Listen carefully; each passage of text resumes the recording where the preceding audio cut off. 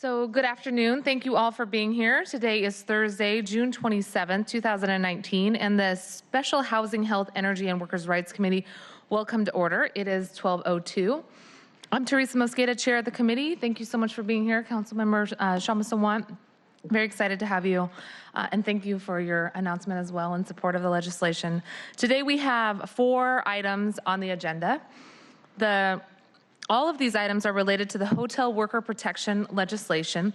These are Council Bills 119554, 119555, 119556, and 119557. Really happy to see a full audience here today. As many of you know, we have been having ongoing conversations over the last 2 or 3 months.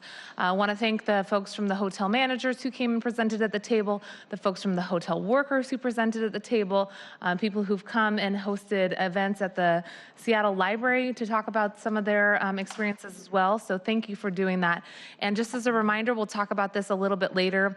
We will have at least two other opportunities for folks to provide public testimony today or throughout the next few weeks. And one of those is coming up on July 2nd at 5:30 here in Council Chambers.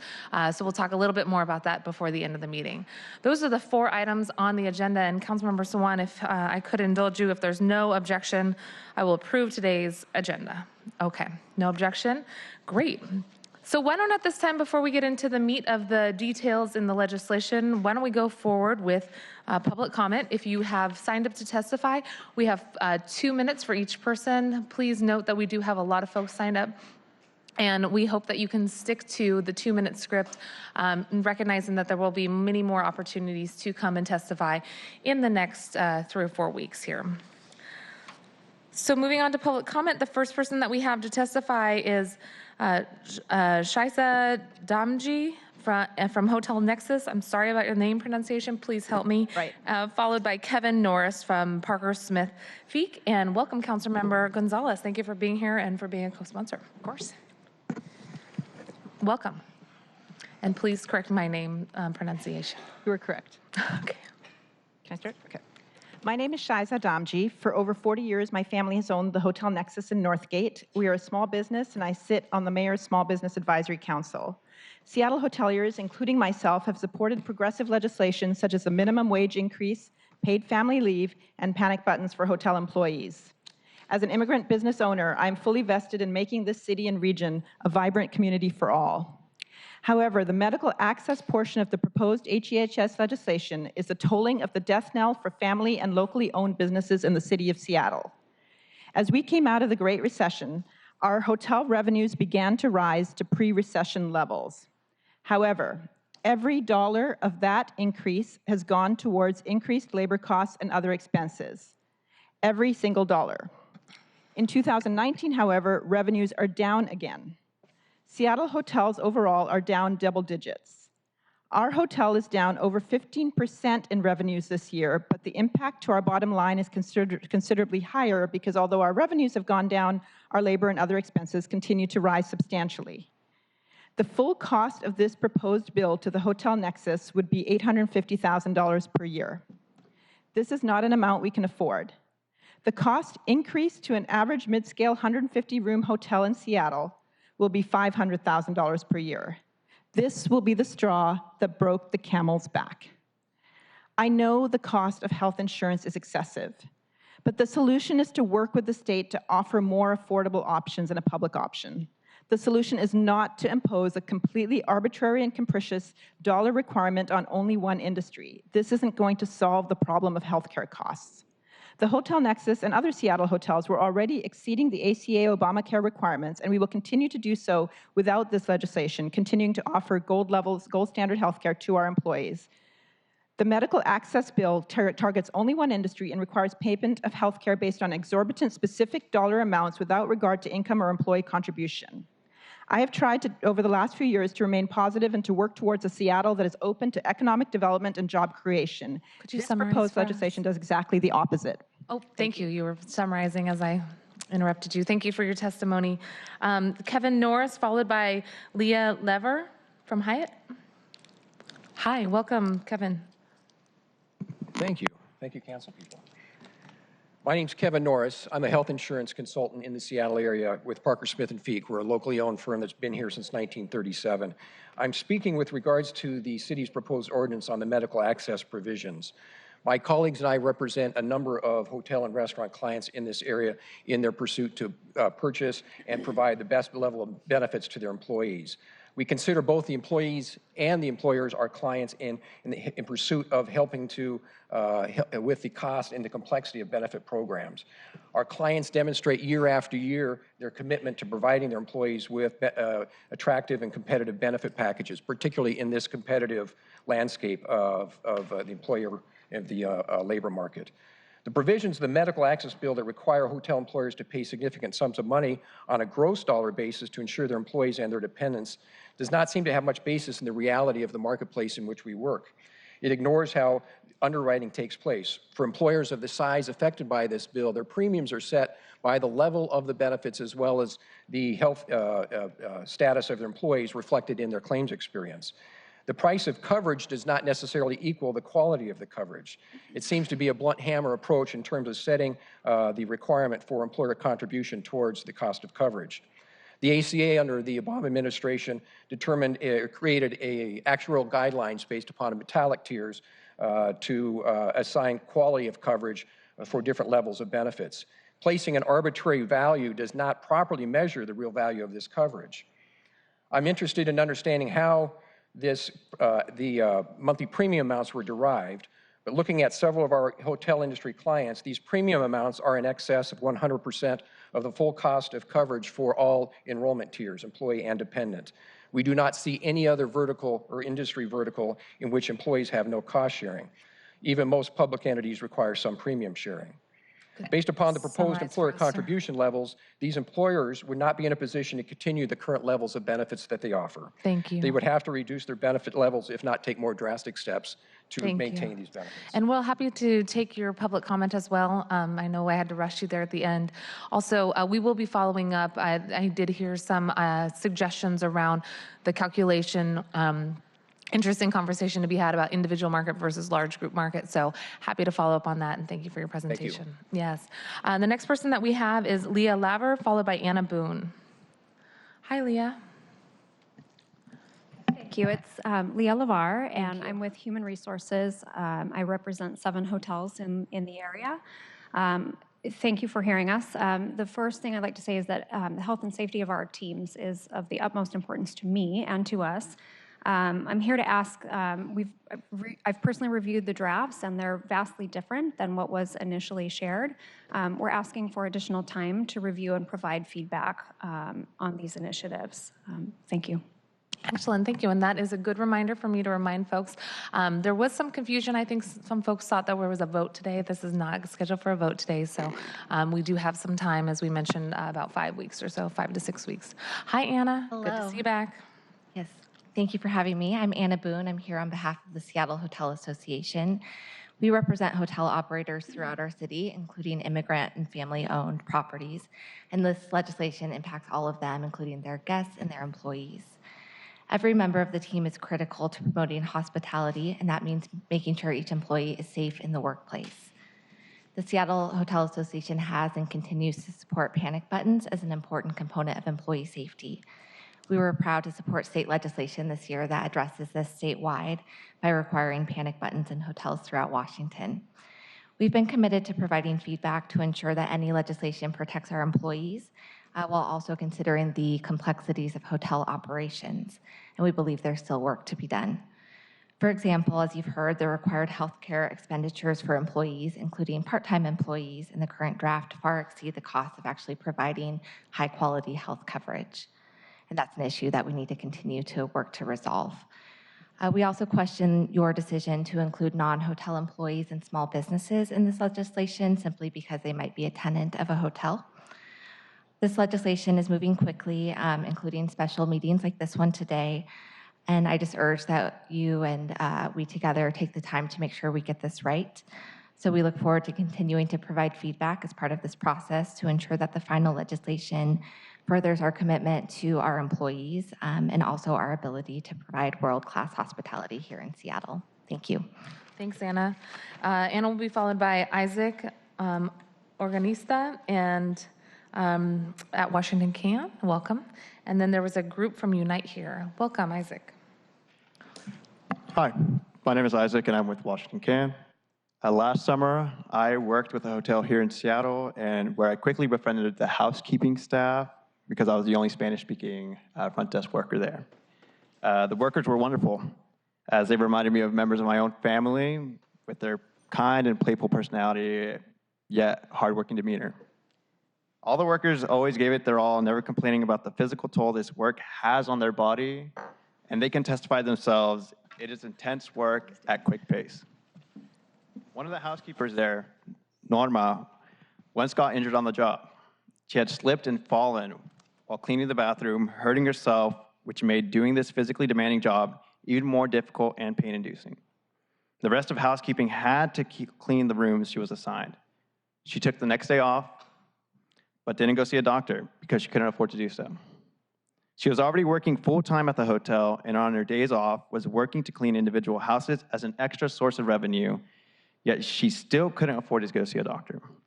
Norma's story isn't an anomaly. In fact, it's a story that many hotel workers can resonate with.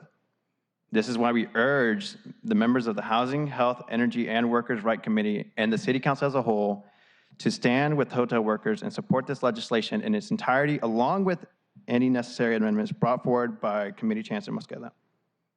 We thank you, Chairwoman Mosqueda and the Councilmember Gonzalez for your continued leadership and support in this crucial moment in defending these hard-fought rights for Seattle hotel workers. Thank you. Thank you very much. The next group we have signed up is a group from Unite Here, Local 8, and as per custom, we'll give folks 5 minutes if there's more than 2 people.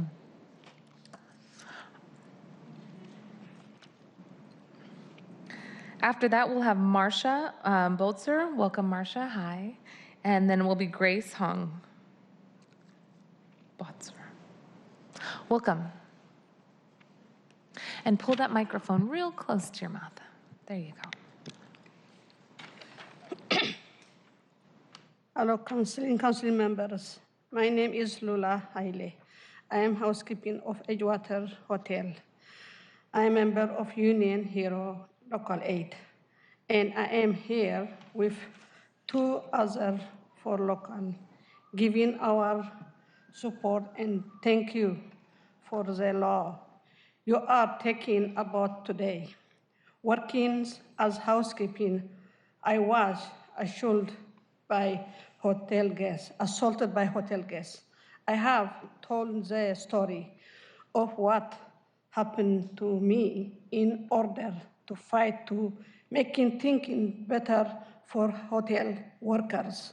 But it was been very hard for me. Many of my fear that people would not believe me or would say it was my feet have coming through.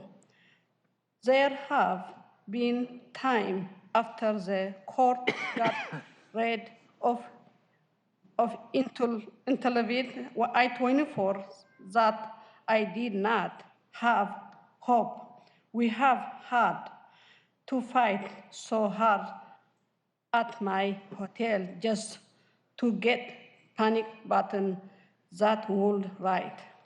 It feels like nobody was thinking about our right to get to work and feel safety. It feels like nobody was doing anything to stop what happened to me for happening to other workers. Today, I am full of hope and pride to see this law introduced.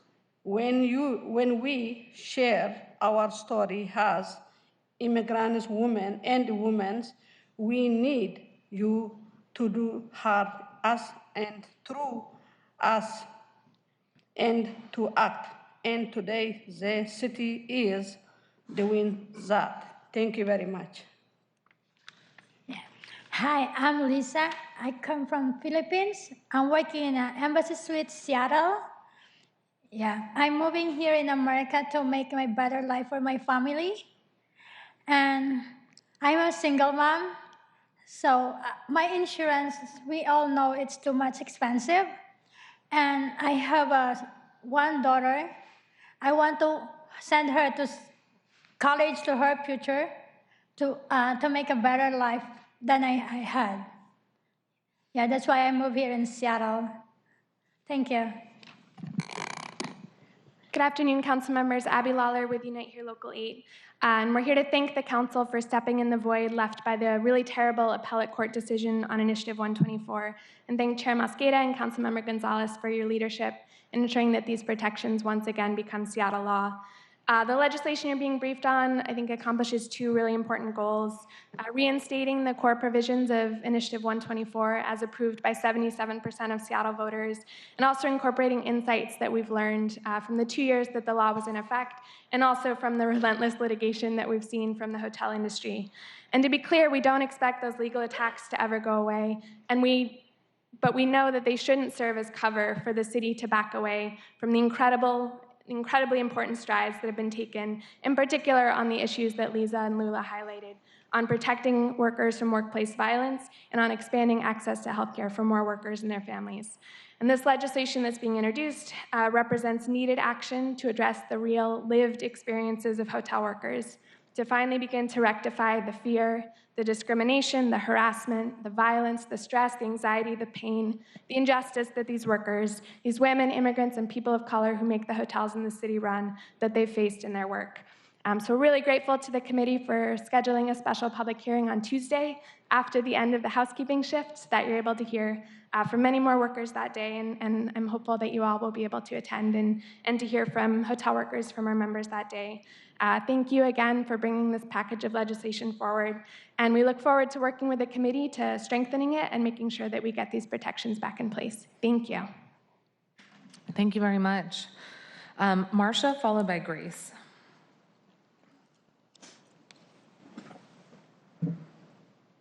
Welcome, Marcia. Honorable council members, thank you so much. From my beginnings of activism in the 1960s, I have served or started a number of organizations, and I know that when we pay the highest, have the best protections and the best health care, it works and we win. And over these years of mutual projects that have been aimed at bettering our community, I have learned, and I now fully and wholly believe, that our objective and our goal is always and always should be more happiness in the world. And justice is part of happiness. We know this. We know that justice and equity are sure guides, sure companions in any hope for better lives. And is it just or equitable to leave hotel workers without the decent protections that match the times that we are in now? No, it is not. And for that matter, it is not a moral act either.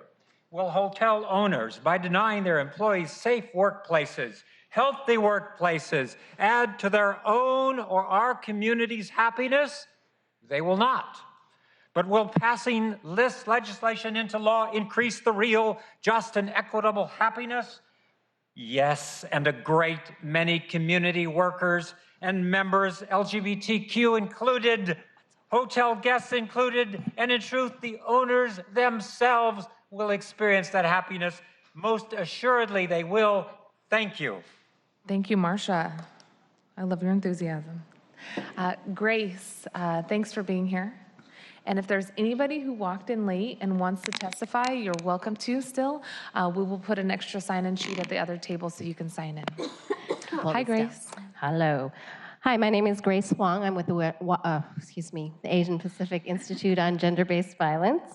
Thank you for the opportunity to comment in support of the 4 proposed ordinances supporting the safety, economic security, and health of hotel workers in the city of Seattle. So my organization is a national resource center providing training, technical assistance, research and policy analysis, and advocacy addressing gender-based violence in the Asian and Pacific Islander community. And so we're here in support of these measures given the significant number of Asian and Pacific Islander individuals who work in the hotel industry. And I want to say I've had the opportunity to work with a few of you for decades at this point on the issue of gender violence in our community. And it's heartening to see that this ordinance, the initiative that encompassed the measures covered in your ordinances were supported by 77% of the city in the elections, and that there is recognition of the vulnerability to violence and the health issues facing hotel workers. Often due to limited English and job training limitations, API and other immigrant women face barriers in speaking out about abuse and injuries on the job. So we, along with various partners across the country and with Unite Here, have been promoting safety from sexual and domestic violence in the workplace. And so in addition to the panic buttons and the measures relating to preventing abusers from returning, we also support the healthcare and economic protections in the bill relating to the ability of survivors of domestic violence and sexual assault to be able to recover from injury and leave abusive relationships and recover from abuse. So these pieces are critical, along with the panic buttons, in making sure that hotel workers have access to safety and security. So we ask that the council members pass these measures and recognize the importance of the safety, health, and autonomy for this group of workers. And thank you for your leadership. Thank you very much, Grace. Thanks. I did see a few other people sign up to testify, so we will take that second sheet, and excited to see more people signing up. Hi, Cindy.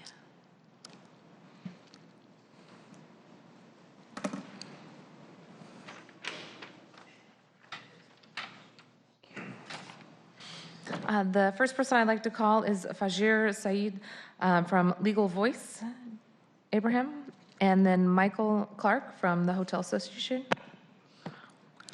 Good afternoon, council members, and thank you for the opportunity to testify. My name is Fajir Saeed Ibrahim. I work at Legal Voice, a progressive nonprofit organization that litigates for women's and LGBTQ rights in the 5 Pacific Northwest states.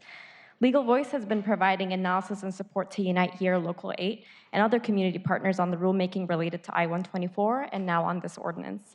Given our longstanding focus on gender-based violence and economic justice for everyone, all workers, we are particularly focused on the draft ordinance protecting hotel workers from guest sexual assault and harassment. Overall, we commend the City Council for the ordinance's strong sexual assault protections for hotel housekeepers and room service workers, and we thank Chair Mosqueda and Councilmember Gonzalez for their leadership in defending these rights for all workers. Simply put, the hotel industry is looking for permission from City Council to continue to accommodate guest sexual harassment and violence at the expense of hotel workers. We cannot stand for this. The legislation as proposed sends a strong message that we agree with. The hotel workers should be trusted. All workers should be trusted. And when a hotel guest has perpetrated violence, action must be taken to prevent that violence and protect the workers.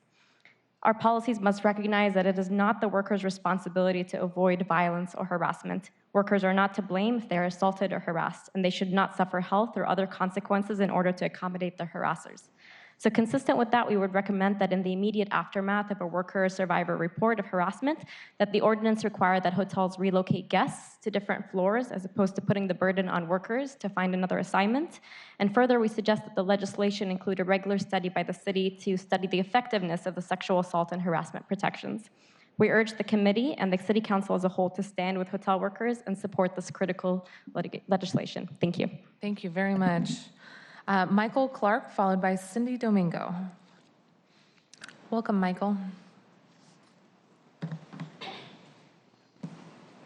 You'll have to forgive me. I've just come from the dentist, so. Okay, no worries. Just try to get the microphone a little closer to your mouth. Thank you. You can adjust it. There you go. So my name is Michael Clark. I'm the general manager of the Renaissance Seattle Hotel, and I also sit on the Seattle Hotel Association board.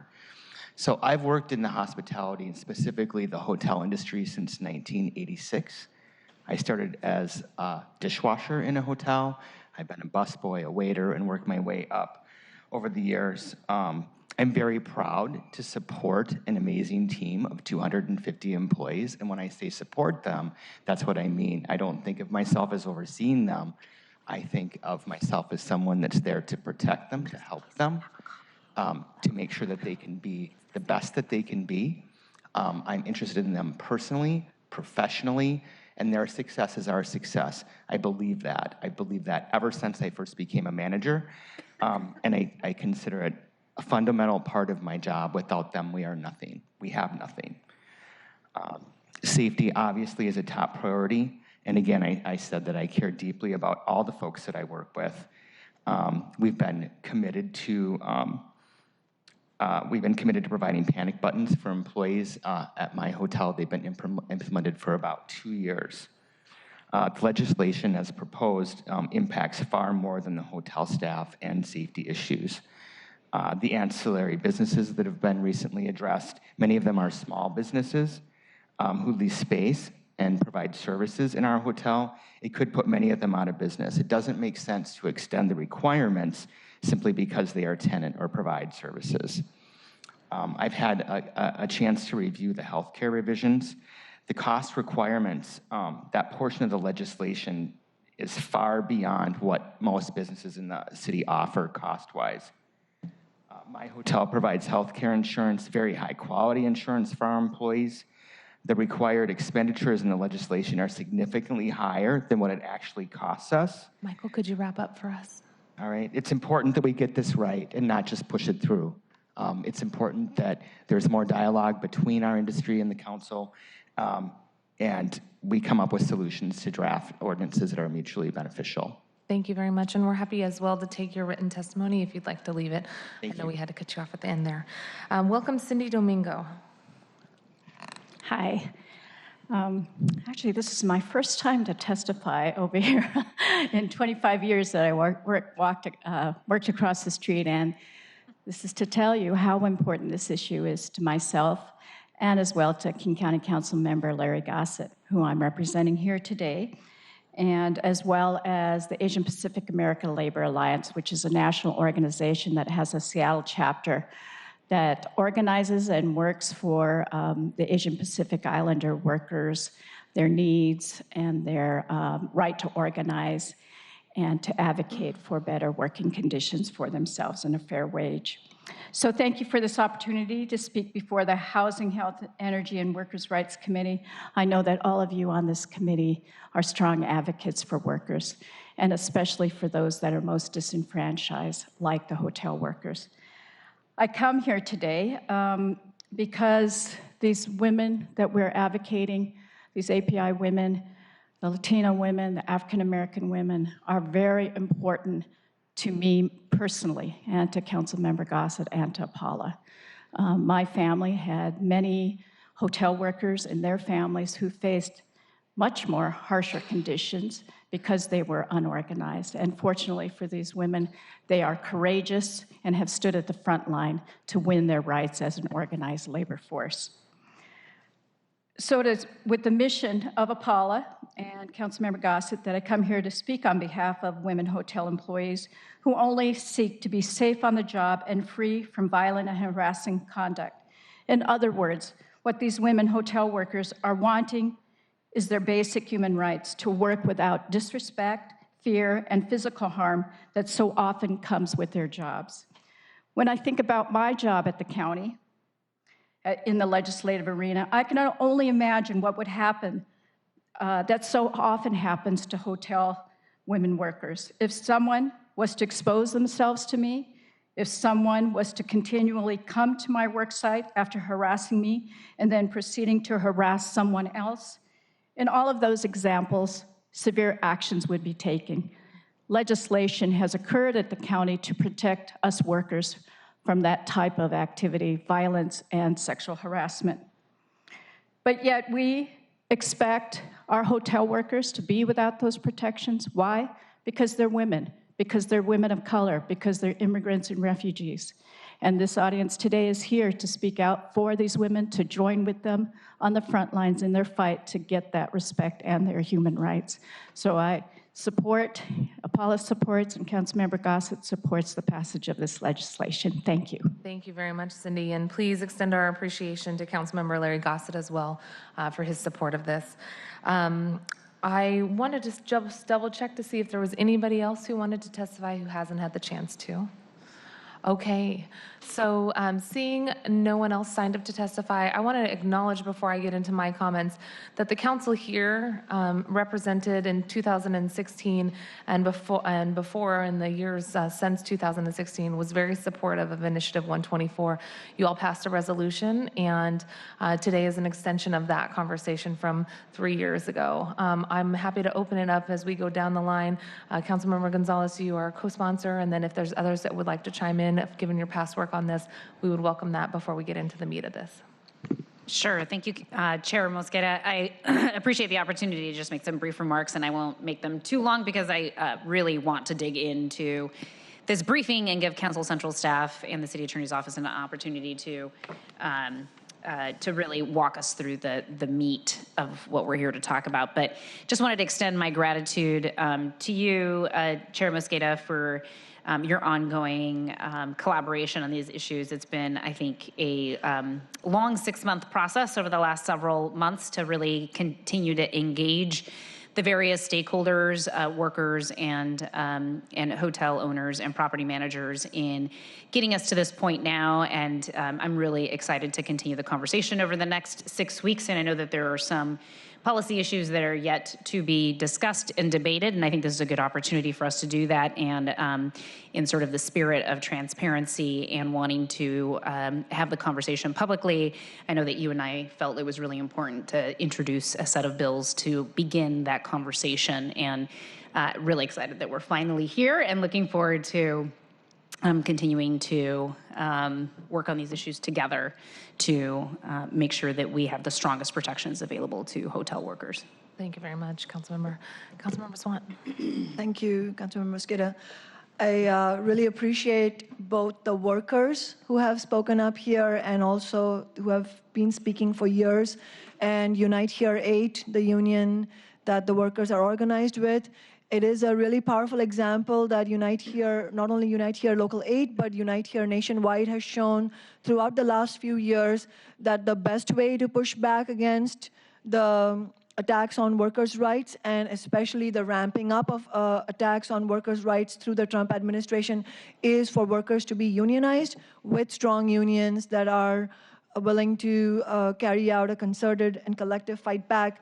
And I absolutely second everybody who's spoken here and in the past about how we cannot compromise on the question of sexual harassment of our workers, and especially given that this is an industry that is most represented by women workers, Asian Pacific Islander, and women of color as a whole, many immigrant women who also face other oppressions in society. And so that is why it's really important that the council take a strong position on this, especially in light of the fact that 77% of the voters voted for it. And yes, it is a terrible ruling that has come from the court. And I just wanted to note that as soon as that happened, my office was in touch with Unite Here 8, letting them know that we will, of course, be with them every step of the way. And I'm really thankful to Lisa and Lola, who shared their stories, which is not easy to do. So I really appreciate it. Thank you, Councilmember. Anybody else? Councilmember Herbold or Councilmember O'Brien? Okay. Well, want to acknowledge that you're here. Thank you. I didn't say thank you yet for being here. We are joined by Councilmember O'Brien and Councilmember Herbold. Thank you, Councilmembers Sawant and Councilmember Gonzalez. Aaron, before we get started, why don't you go ahead and read items 1 through 4 in the record, and then we will introduce our panelists here. Okay, we have Council Bill 119554, an ordinance related to employment in Seattle requiring certain employers to limit room cleaning workloads for certain employees. Council Bill 119555, an ordinance relating to employment in Seattle requiring certain employees to make required health care expenditures to or on behalf of certain employees for the purpose of improving access to medical care. Council Bill 119556, an ordinance relating to employment in Seattle, adding a new chapter 14.29 to the Seattle Municipal Code and amending sections 3.15000 and 6.208020 of the Seattle Municipal Code. And Council Bill 119557, an ordinance relating to employment in Seattle, requiring certain employers to make certain actions to prevent, protect, and respond to violent or harassing conduct by guests. Thank you very much. Why don't we do introductions, and then I'll have a few opening comments before we get in. Dan Eder, a Deputy Director for Council Central Staff. Karina Bull, Central Staff. Janae Jan, Acting Policy Manager, Office of Labor Standards. Excellent, thank you. And I want to say, Karina, is this the first time you've had the chance to come to the table in your new role? It is. Okay, welcome Karina Bull as our lead on labor policy issues for Central Staff. Very excited to have you all here. And I want to say a special thank you to our Central Staff, but also to the Office of Labor Standards for your ongoing analysis and working with us and the law department over the last few months as we've been crafting legislation. Really appreciate your work at the Office of Labor Standards and appreciate the executive for continuing to engage with us. So just very few comments. I want to reiterate that today's conversation has not cropped up out of nowhere. Today's conversation, as you heard from council members Gonzalez and others, is that this is a continuation of the work that was initiated in 2016.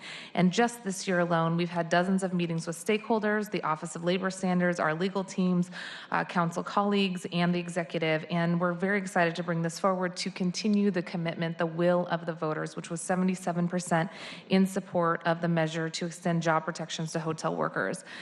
The initiative that went through then was followed by intensive rulemaking that happened at the Office of Labor Standards. It was implemented, and so we're in a really interesting position right now where we have the benefit, we have the fortune of looking at how it was implemented and also learning from some of those issues. As I've said before, any piece of legislation, and it applies to initiatives as well, we get the benefit of looking back and seeing what we can do to make it more implementable, workable, and to achieve those goals that were included in the initiative.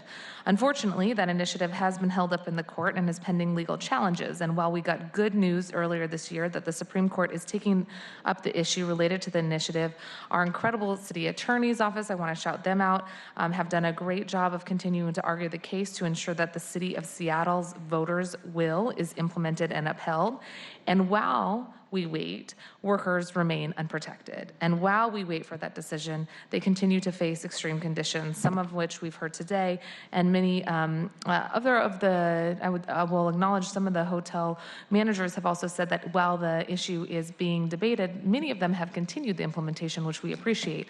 But we don't want there to be any gray area or any workers that don't receive protections. So the intent of this effort is to make sure that any individual, the house cleaners, those who are working at hotels on the property, anybody in the area is free from harassment, intimidation, discrimination, has reasonable work standards in place, recognizing the incredible nature of the hard work it is to be working in a hotel, that they have adequate health care. And as I mentioned earlier today at a press conference, there's an incredible report that was put out in 2016, I believe, by some of the partners at Puget Sound Sage that looked at data from the Bureau of Labor Statistics and saw that hotel workers, house cleaners, have higher rates of injury than coal miners and those who work in the building and construction trades. In fact, hotel workers have 3 times as much back injury claims as those in the general population. So there's no question about why I think the voters wanted to ensure these protections for workers. This is a very strenuous type of work, as Lula and Lisa said as we were just closing up earlier today. This is really hard work. You guys do very difficult work every day, and so the continuation of the protections for workers is incredibly important, and the race and equity analysis that we're applying to this work is incredibly important. Let's lift up again that these are mostly women workers, mostly immigrants, mostly people of color, and we want to make sure that we're extending the protections to this industry that we would anticipate and expect in any other industry. So again, a special appreciation for those who've been engaged with us on bringing forward the legislation here today. Want to reiterate, we've had 3 committee hearings thus far. On March 21st, we heard from Central Staff about the provisions in Initiative 124. On on April 4th, we heard from Unite Here and hotel workers about the impact of the health and safety concerns. On May 2nd, we heard from leaders in the hotel industries about their experiences with implementing Initiative 124 and how to make some improvements if we were going to move forward. I had the chance to hear from them in the meeting that Initiative 124 was passed, and this really did help advocate for them to push for the panic buttons at the state level, which was Senate Bill 5258, and we want to underscore our appreciation for the work that you all did this legislative session on the panic buttons. And we've talked about some of the feedback that we've received so far in front of us us today, underscoring again that this is the first draft of the legislation. There will be more conversations to have. On July 11th, we will be continuing the discussion on the legislation and potential amendments. So please, as you hear items come up over the next 2 weeks, keep in mind that we'd like to do issue identification on the 11th. Please let us know if you have other ideas that you could present to us next Wednesday. That way, I think given the holiday, we will incorporate those into a memo. That would be very helpful.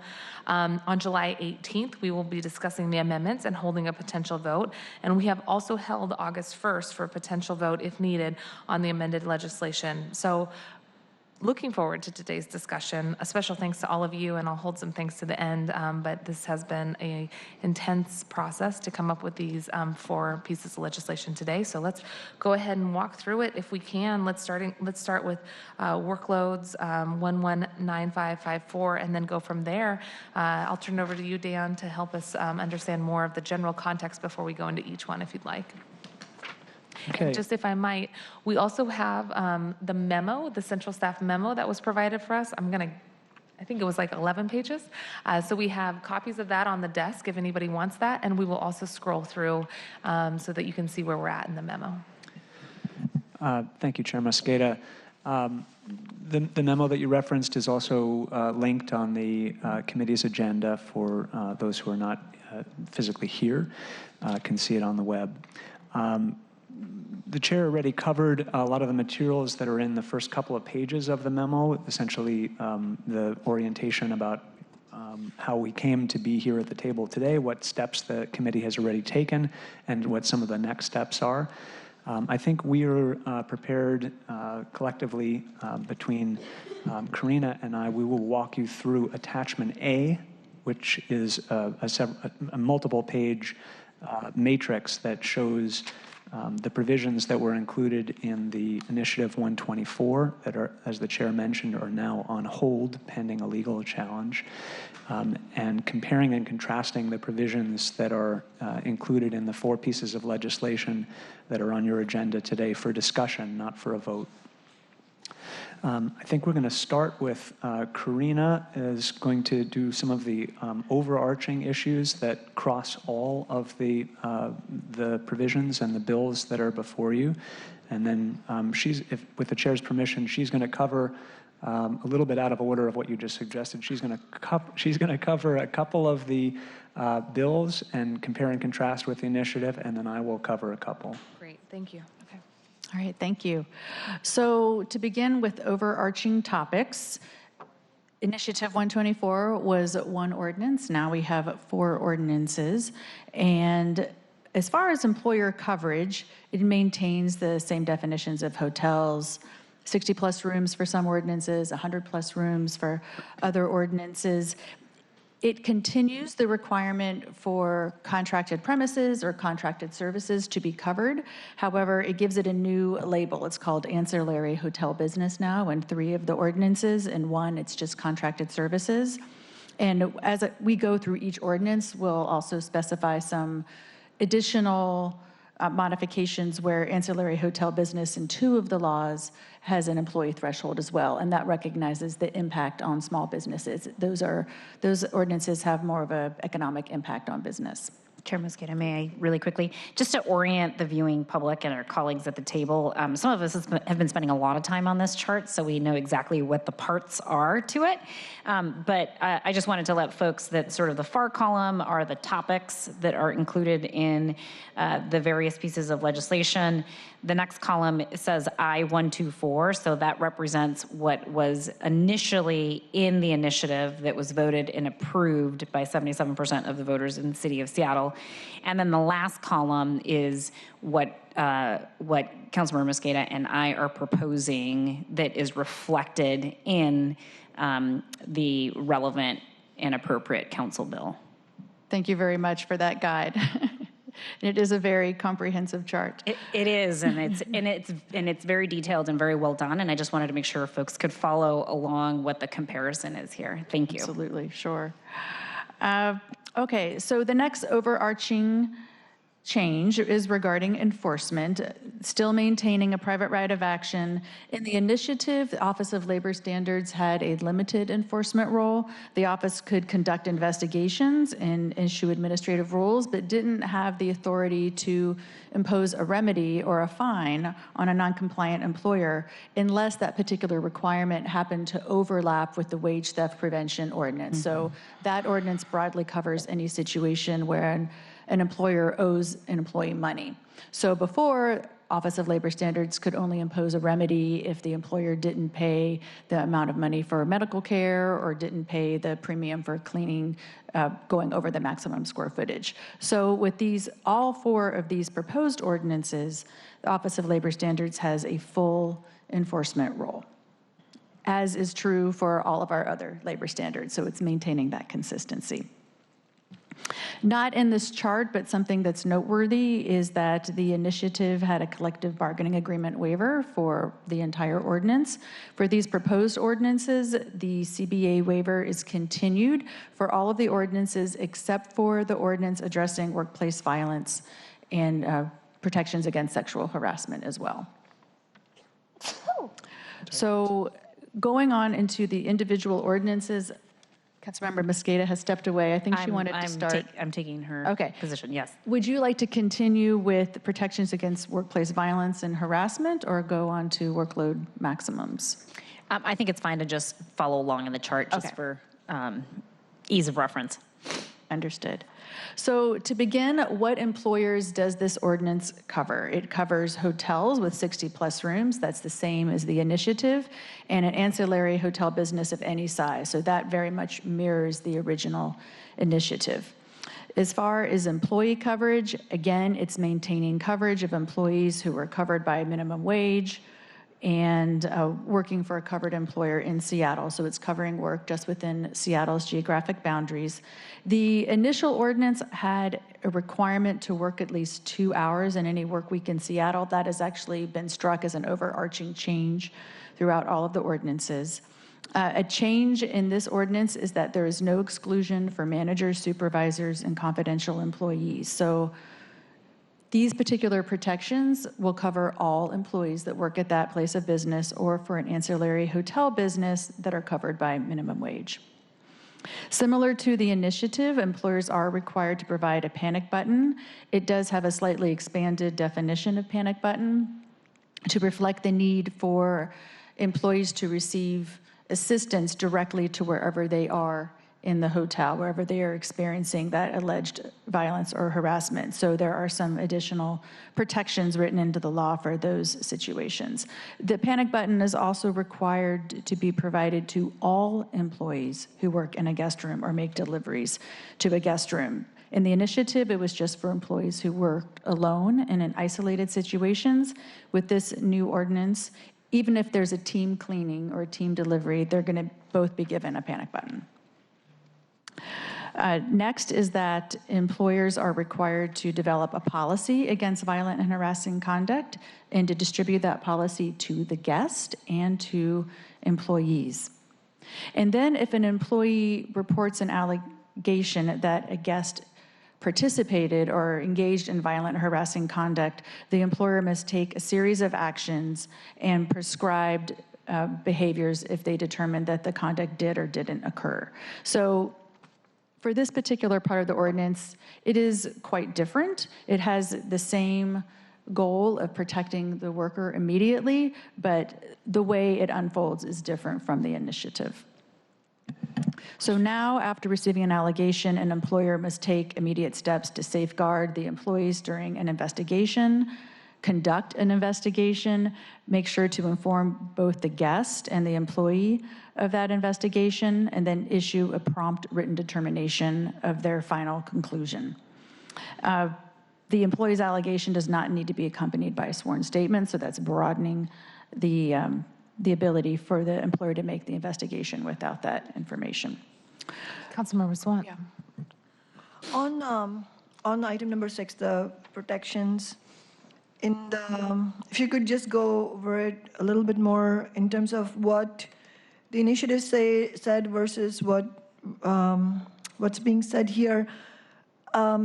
What are there any specifications about what the investigation or what would constitute an investigation? And I'm asking that because, I mean, obviously we don't want, the intent of the legislation is not to sort of go back to an HR-based model, meaning a model where it hasn't worked, for workers in general. I don't mean just hotel workers, but the whole model of, workers going to the human resources department saying, hey, something happened, and then in name the investigation was conducted, but it didn't really benefit the worker because the role of HR is actually not to look out for the workers, but to sort of settle it somehow and make it go away.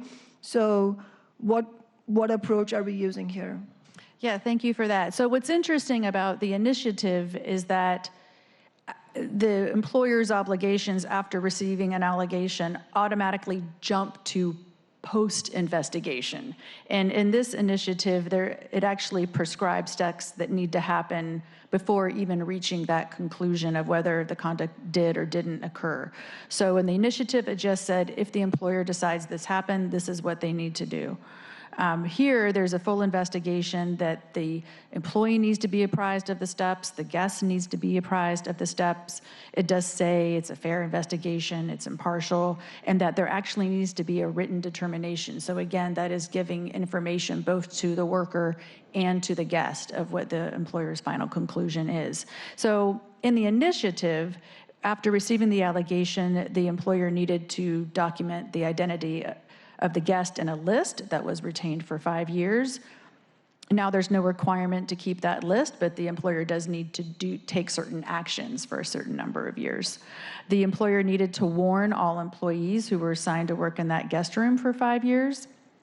And then, depending on the nature of the allegation, if it included sexual assault, sexual harassment, or assault, the hotel must decline service to the guest for 3 years. Is that right? I wonder if I could keep me honest here. Oh yeah, no, absolutely. That's right. But I want to make sure that you have a direct answer to your question that I think Karina did cover, but I just want to emphasize. In the initiative, a mere accusation was sufficient to require the hotel to take actions that could involve banning the guest from coming back to the hotel. The legislation that's before you includes the potential repercussion of a guest being banned, but it does require that there be some level of investigation. It doesn't lay out exactly how that every step of what that investigation must include, but there must be a notification to the guest and to the employee that an investigation is underway, so they have a fair opportunity to provide their perspective of what happened. It could involve other steps, but they're not specified in the legislation. At the end of the investigation, if the hotel determines that the allegation was credible, then repercussions flow depending on what kind of action or conduct took place.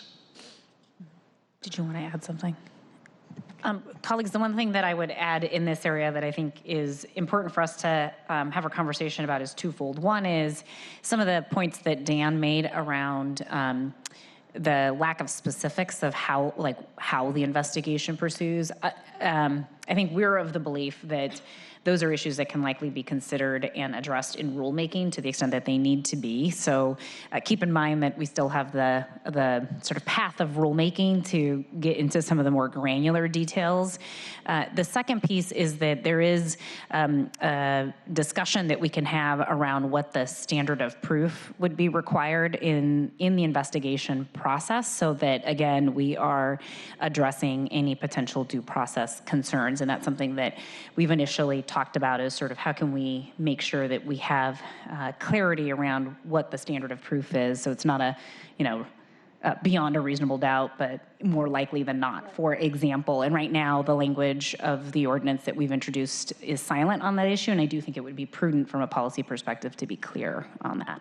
In the rules or in the ordinance? I think there's a question about whether we put it in the rules or in the ordinance, but either way, I think we need to sort of directly answer those questions. Right. And I totally agree. Yes, some of this will fall under rulemaking. I just wanted to just raise that. Thank you very much.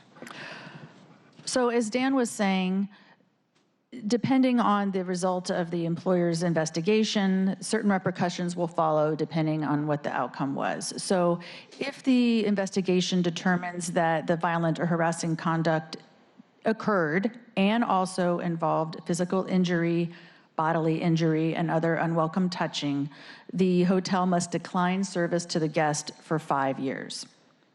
If the investigation determines that the conduct occurred but did not involve that unwelcome touching, then the hotel will not ban the guest or decline service, but they will not assign employees to work in that guest room or make deliveries for 5 years. In the situation where the investigation didn't show that the conduct occurred, the hotel still must not assign the employee who made the allegation to work in that guest room for 5 years. And then in all of this, a guest can appeal the hotel's determination to the city's hearing examiner, and the rules and process for that is in a separate Seattle Municipal Code Chapter 3.02. Okay, keep on going. Councilmember O'Brien. I'm trying to understand how that investigation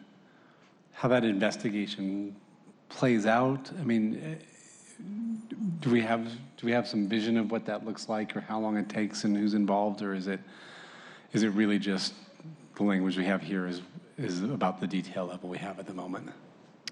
Yeah, so this is what we have at the moment, and going to what Councilmember Gonzalez was saying, talking about rules, that can be a place that can identify requirements for how an investigation might fold. Certainly, Office of Labor Standards question and answers could also provide guidance. But as to the detailed requirements, this is what we have in the law right now. I have a couple different interests here, and I'm trying to figure out how to navigate them. One, I absolutely believe that if a hotel worker says that they have experienced any of this type of conduct, that we need to have rules in place to protect them immediately and in the long term. Mm-hmm. I'm also concerned about a hotel running an investigation. I don't know that they have the expertise to do investigations. As soon as we get into an investigative body, I would want to ensure that the types of biases that often creep into all sorts of discretionary decisions, that there's either some awareness or expertise or level of assurance. And I have concerns about disproportionately certain types of guests being treated one way in an investigative process versus another, possibly intentionally in a kind of bad actor situation, but even just where kind of unintentional bias starts creeping into this. And if there's a body that has expertise in doing investigations and is building expertise, but if this is, any given hotel in town may conduct an investigation every couple years, and there's different people doing it. I'm worried about how that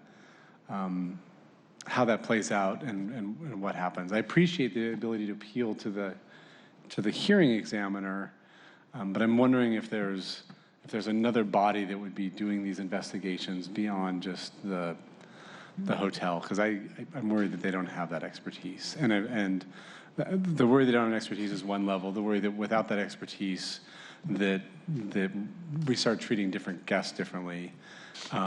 Again, want to support the workers and allegations that have been made, but a worker again, an allegation against a wealthy white individual in a hotel might have a different level of investigation than a lower income person of color who gets an allegation of them and their ability to defend themselves and stuff like that. So I'm concerned about that. So I don't know, Yeah. Chair, if you have thoughts on that. I do have some thoughts on that. I'll wait until after Councilmember Herbold. She may have some thoughts as well. Well, I hear what you're saying, Councilmember O'Brien, but the fact is that owners of private businesses can currently expel and trespass people off of their property without any investigation.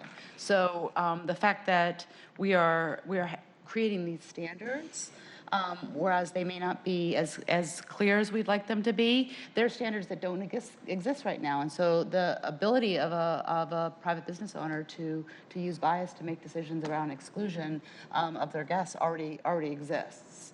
So, I think we should have more of a conversation around this and try to potentially use rulemaking to create additional clarity. But given that, I almost feel like we're tightening up an area where there's potentially a great deal of bias, particularly for this kind of activity, is moving us in a direction that will reduce the bias in those decision makings. One thing I did want to flag on the hearing examiner side is that I recognize that appeal processes are typically, but again, this is an appeal process that doesn't currently exist for people who are being excluded from private property. So this is like a new, I think a new sort of not a protection, but it's a safeguard, right? That doesn't exist currently for people being excluded from a private business. But I do recognize that the city has data that shows a disproportionate use of appeal processes by people of color versus Caucasians. So just want to think about the usefulness of the appeal process given that sort of historical disproportionality that we know. Yeah. So it's the disproportionality is that white people use the appeal process more than people of color. Yeah. I will also acknowledge this is an issue area where we're going to continue to do some more research. We're looking at the policy implications as has been outlined right now and some other possible solutions. We've heard from some of the folks at Office of Civil Rights, folks at Unite Here, the Hotel Association, as well as Councilmember Bagshaw, who wanted us to look at how SPD could get involved. We did have some initial conversations about that. I think it's important to note specifically about who this population is. I think folks are going to be more fearful potentially of calling the police if they experience retaliation and harassment, and we don't want to create a disincentive for people to call if there is a concern around harassment or intimidation. And I think we don't yet have a clear recommendation for how this could potentially be amended, but it does sound like there's interest around the table in making sure that we get this right, recognizing especially who the population is and wanting to ensure that people feel absolutely confident about coming forward if there is something that's happened, and also recognizing that if somebody is cleared, if a violation hasn't occurred and the accusation wasn't found to be accurate, that those individuals also are not continued to be called out. So that's I think the sensitive balance that we're working on. Part of also the issue is that if somebody does feel like they were harassed and that was their experience, we don't want them to be in this situation in the future. So trying to find the right balance in policy to get there is what we're going to work with you all on and you all on in the next 2 weeks here. I should say 2 to 6 weeks here. But I want to flag that this is an issue that we are continuing to look into. This might not be the final language, so let's all put our heads together on this. Councilmember O'Brien. One thing that I don't know the implications of this, but I'd be intrigued to explore. I hear the concern that a hotel worker may not feel comfortable calling the police about a certain type. I assume similarly they may have hesitancy to go to their bosses about it too, and wondering if there's a path to have the Office of Labor Standards or the Office of Civil Rights be the body that hears these concerns. There's an immediacy thing where, something is happening and, I need to finish my workday and I can't do that with someone here where, if it's a, 24 or 48 hour delay to go to the city, that's going to cause some problems. But as far as an investigation appellate process that has a little more oversight. So I'm interested in if those options have been explored and what the ramifications are of that versus this kind of concept. Great. Yeah, let's put our heads together. Councilmember Gonzalez. Yeah, there's a couple of things that I would say in response to that. One is, as somebody who practiced employment law and employment discrimination law representing workers for 10 years, I share a fair amount of skepticism about HR processes and who they're designed for, and it's pretty clear that there's a standard in the industry to limit risk, limit liability, and therefore protect the employer as opposed to advocating and engaging in corrective behavior on behalf of the worker. So recognizing that that's the environment, I think there's an opportunity to recognize that we need to be conscientious of that sort of hesitancy to report, which exists in all work environments, regardless of what the industry is. And I think the obvious opportunity here is for those hotel workers who actually are represented currently by Unite Here.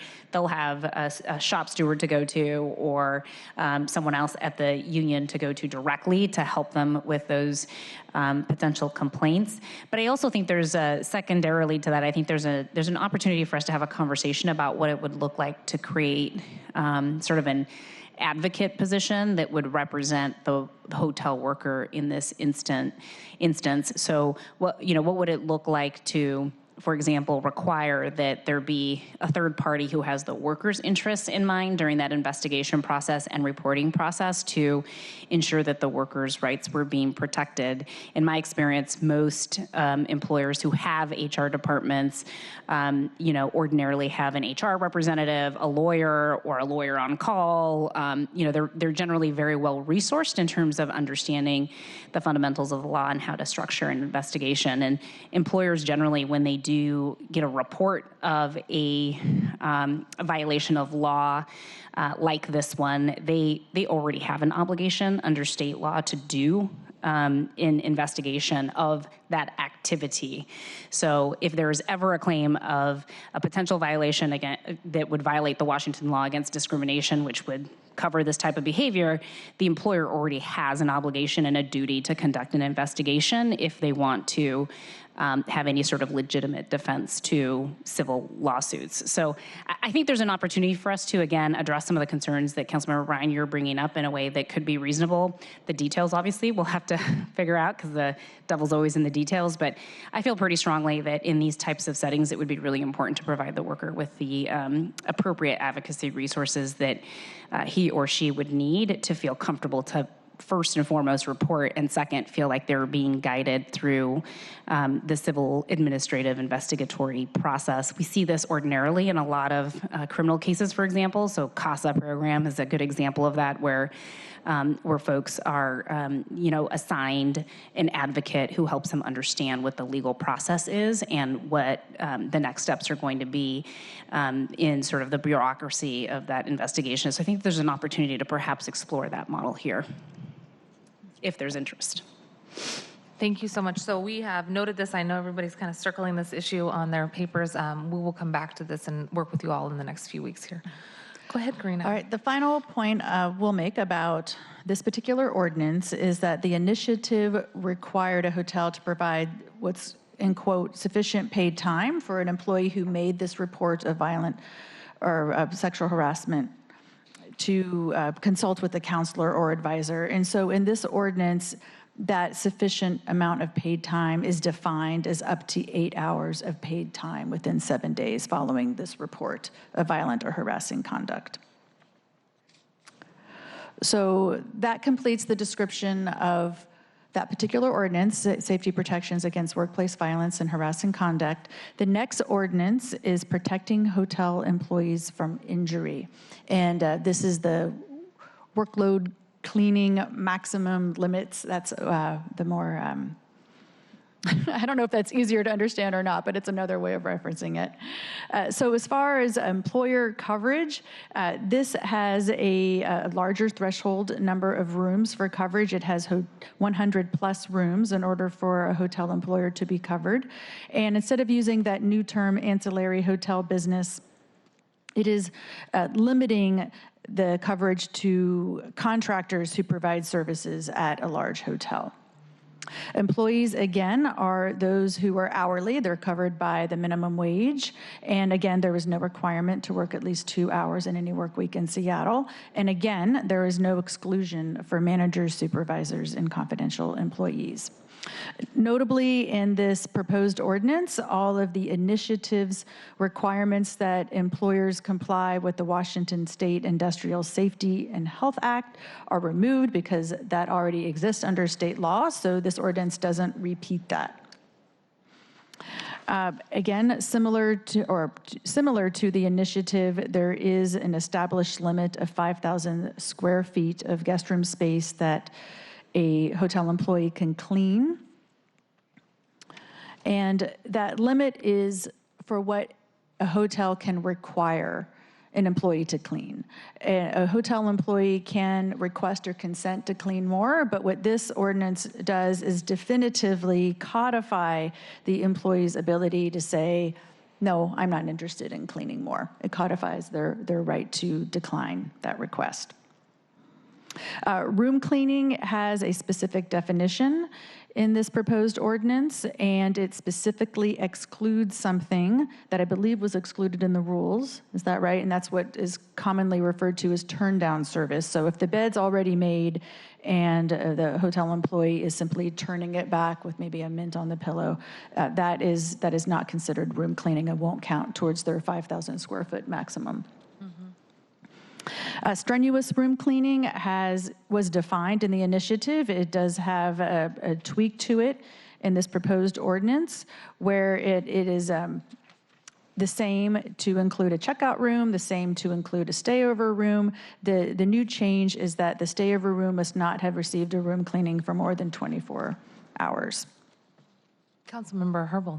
Thank you. As it relates to the issue of room cleaning and its definition, I understand that some hotels break up the functions of room cleaning. So they'll have one person who goes in and is responsible for only making the beds. And I don't think this isn't the exclusion regarding preparing already made beds. This is a newly made beds. Right. So how do we handle that issue where some hotels have sort of, bifurcated the duties, I think probably for, efficiency's sake or assigning maybe somebody with more physical strength to doing that bed cleaning component of the overall room cleaning? Yeah, so I'm going to posit an answer, and I'm going to look to my colleagues to make sure that I have this correct. My understanding is that if a housekeeper is performing a single duty, regardless of that, if the whole room counts towards that workload maximum. So is that correct? So if the housekeeper is only taking the sheets off the bed and that is all that the housekeeper is doing, that's still 300 square feet, if that is the size of the room to count towards their workload maximum. Is that correct? I think yes and no.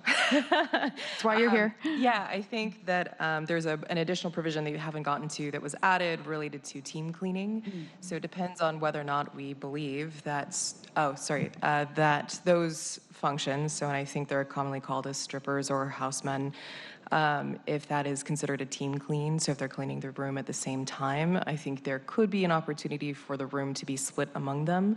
But I think if they're doing it wildly independent of one another, that there is room that it would be the entire square footage that would count. So they would be subject to those square footage limitations as well.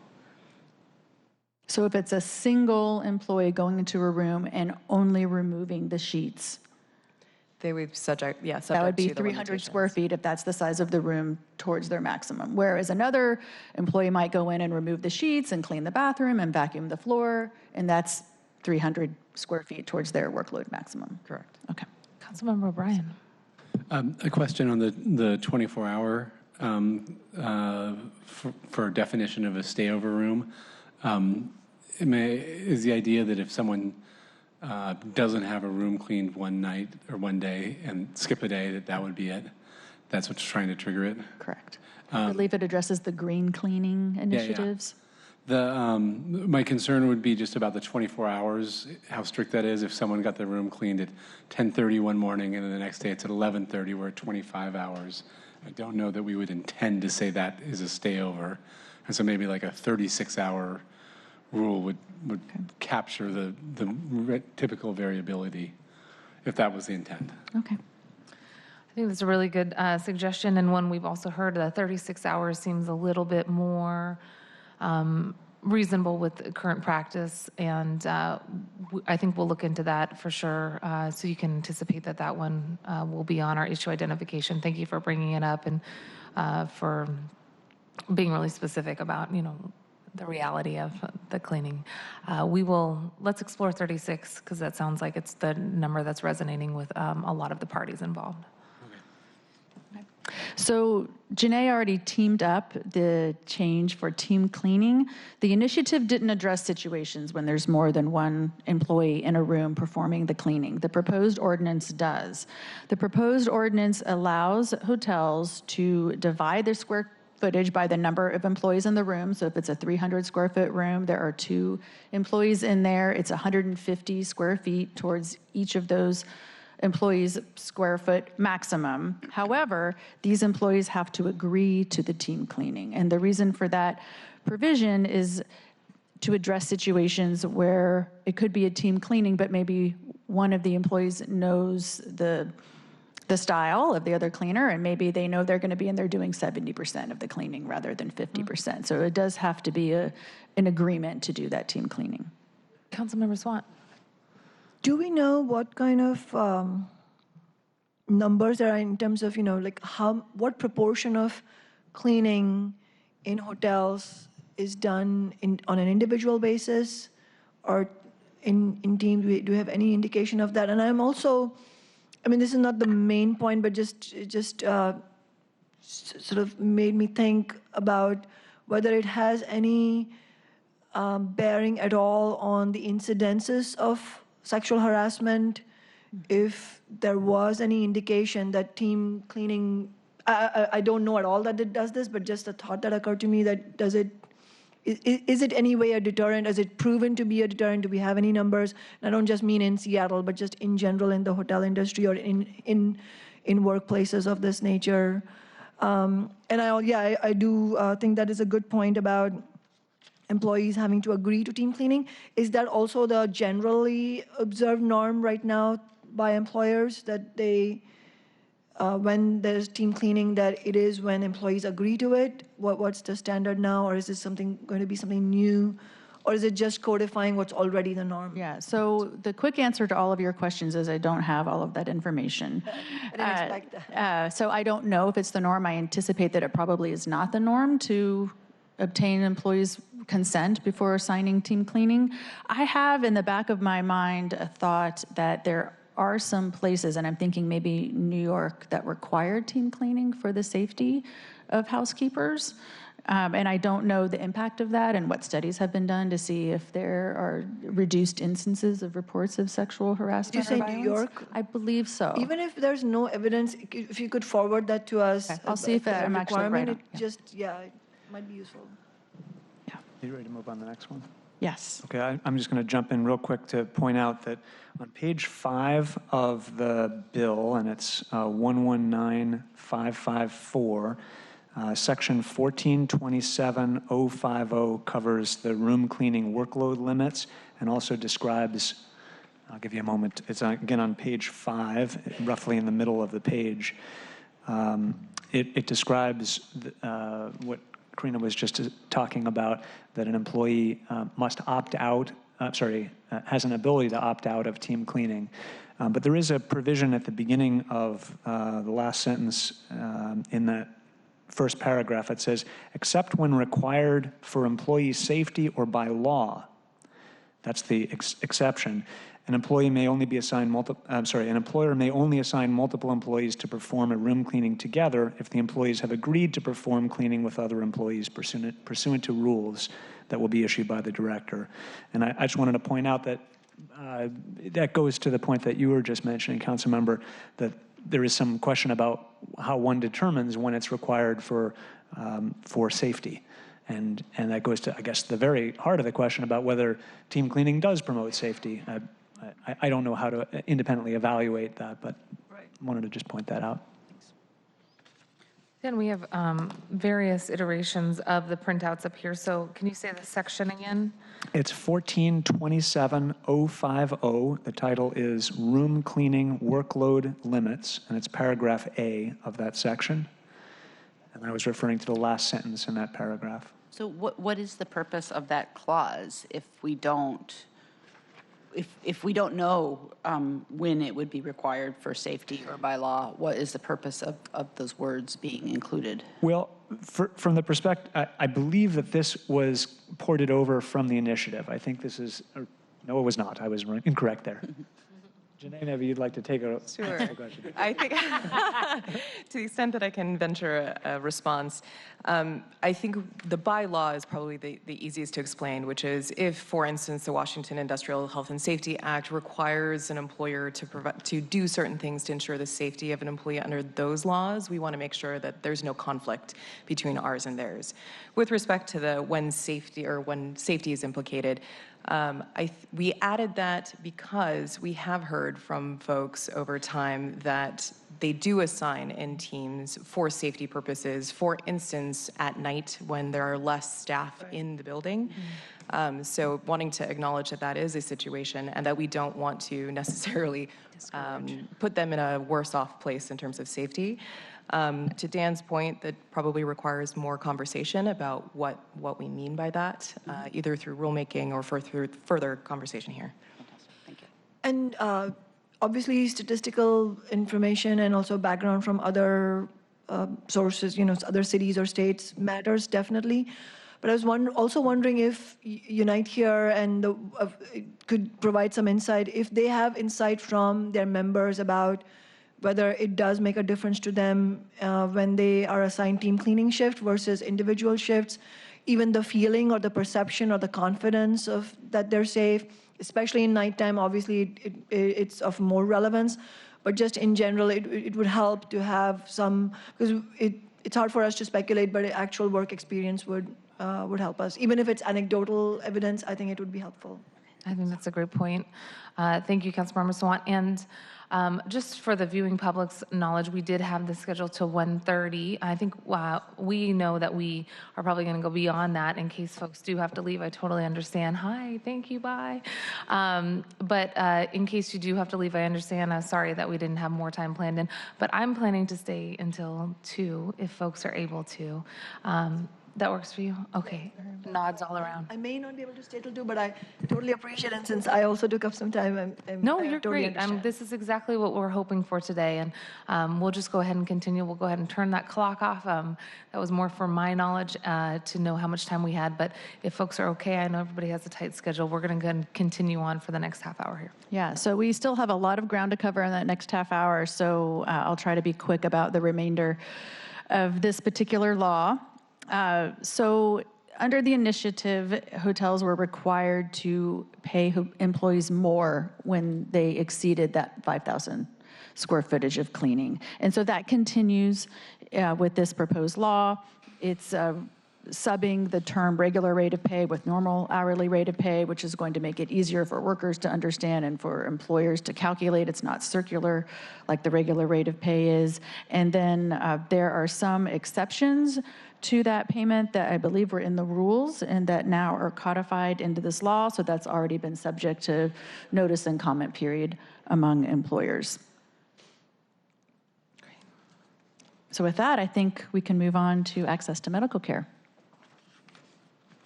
Oh, I think that's me.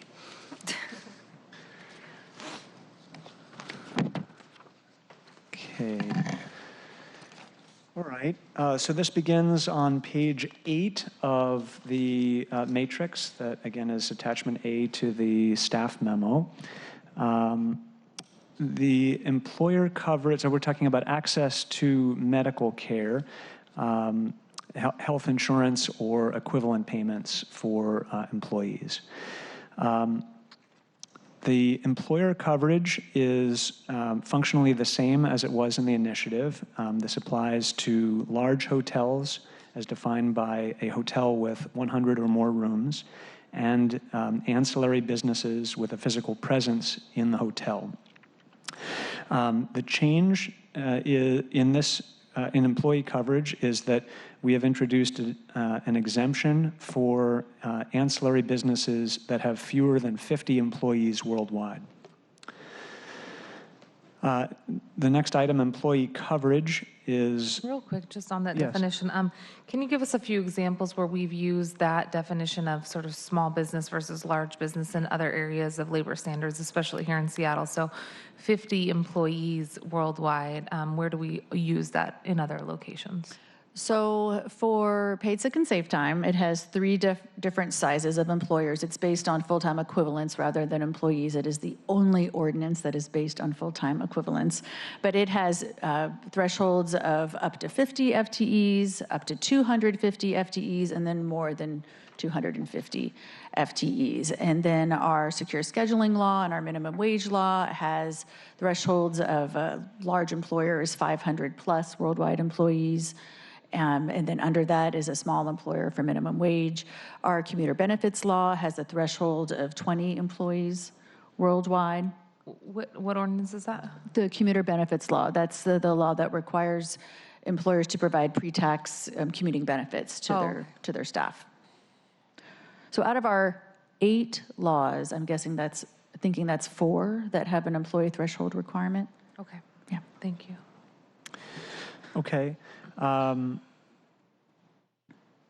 The other change under, or the one change under employee coverage I wanted to call your attention to is that the initiative applied only to low-wage employees in the hotel industry, and that was defined as those whose households have an income that is 400% or below of the or less of the poverty line. The bill that is before you would change that to remove the requirement for low-wage employees, and it would therefore apply to all otherwise covered employees who work in large hotels or covered ancillary businesses. Unless there are questions, I'm going to move on.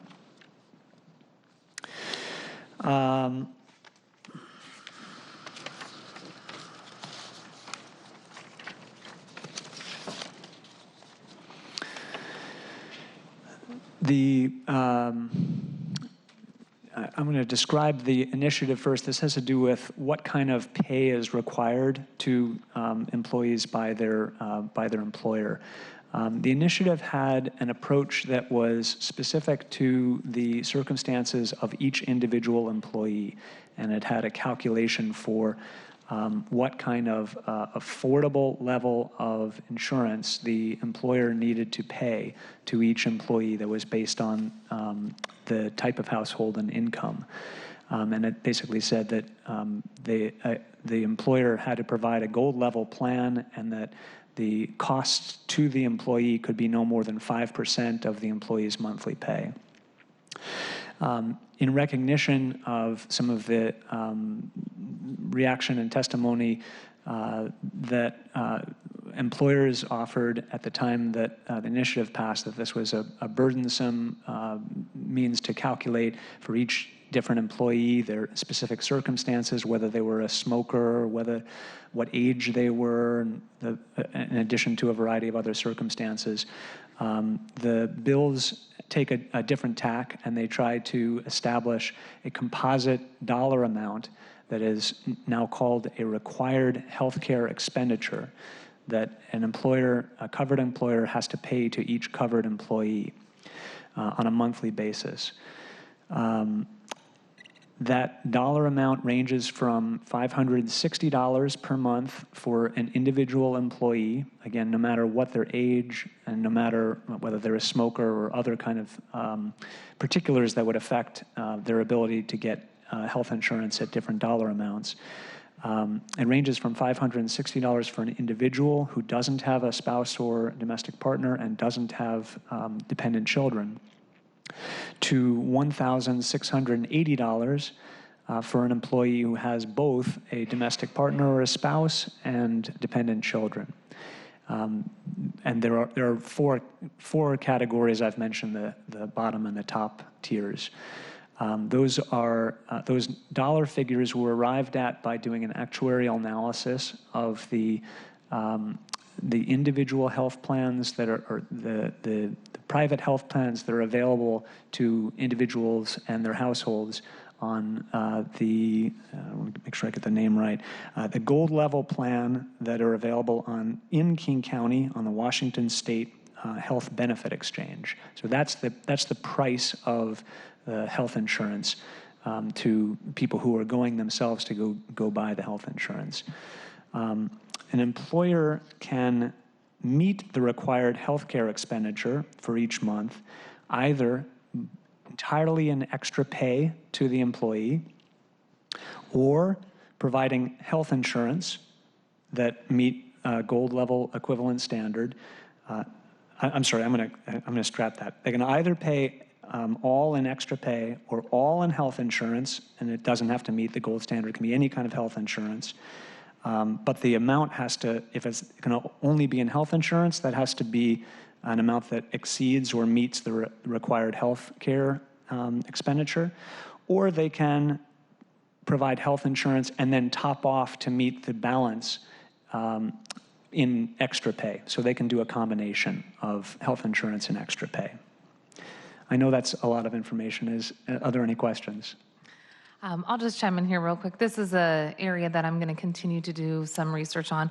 For me, there was two components that really stood out. One is we really want to make sure that the workers in the hotel industry have high quality health insurance. What we heard from some of the workers today and in previous meetings is the amount of injuries that they're sustaining. One person today talked about their shoulder, others have talked about their backs. At one meeting we went to, we heard about one worker who had 2 miscarriages in a very short period of time due to the strenuous amount of work, which we are addressing through the workplace requirements, but also access to quality, affordable health care is critical for addressing and preventing some of those injuries. So A, we want it to be high quality. B, the big area of concern that I had was that there potentially was a disincentive for some of these workers to take the healthcare under the previous initiative because of the cash option. And we have seen in other industries under the Affordable Care Act, some unscrupulous employers basically waiving the dollar amount in front of the low-wage workers versus healthcare. We want workers to have healthcare.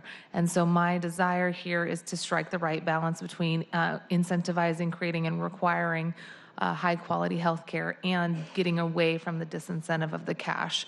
That's a really important balance to strike. I'll also say, and this should go without saying, but I'm going to say it anyway, we wouldn't be in this situation had we had universal healthcare. Employers wouldn't be in the situation of constantly trying to figure out how to pay for that healthcare, and workers, especially those who are union workers, wouldn't be in the position of constantly having to put healthcare on the bargaining table and trade that away for wages have we had universal healthcare. So I'm hoping that this continues to underscore the commonality there for why we need Medicare for all, universal health care, single payer. And in the meantime, I'm not quite sure that we have gotten that right formula yet. I'll just signal for myself. As you were explaining it and as I was reading it, again, the individual spoke this morning, the actuary, there is a difference between the individual market and the large group market. And in sort of hearing the explanation, I think we need to go back and double check on costs for individual market versus large group. That's a very real distinction between what the cost is. And as we were thinking about this language and the 4 categories, I didn't think about that. So I'm just acknowledge that this is an area that I'm interested in continuing to explore other policy solutions or policy solutions that meet those goals, but not compromising on the high quality healthcare, the accessibility and the affordability of it, and making sure that there's not a unnecessarily or unintentional disincentive to take the healthcare. Yeah, Councilmember. I would only add to that I think your verbalization of the realities of our health insurance market is an acknowledgement of the fact that we recognize that it is expensive both on the patient side of the equation and certainly on the purchasing the product side of the equation. And so I think one of, just to be really clear, I think one of the other policy priorities that we have and need to address is to also recognize that we don't want to create an undue burden in terms of cost on employers who actually want to provide healthcare coverage. And so we've had some conversations around, is there an opportunity for us to continue to have policy conversations around where we set that limit and what we're sort of tying it to make sure that, again, we're not going to generate unintended consequences in terms of the ultimate policy priority, which is to make sure that we're providing this segment of workers access to high quality, affordable, accessible healthcare, which is really at the core of it all. Absolutely. Councilmember Sawant. Yeah, absolutely. We wouldn't be in this place if we had universal health care. And in fact, statewide also, we should be having a serious conversation about Medicare for all because it's possible to do it statewide. And the movement in California was attempting to do that, and I think that should be an actual topic of conversation, and I totally agree that should be connected to all of this. And also in terms of what the legislation, whether in the language of the bill itself or through the rulemaking, either way, what it says about the healthcare, I was wondering also if Dan could just go through that a little bit again, because it was, I didn't quite catch all of what it would say.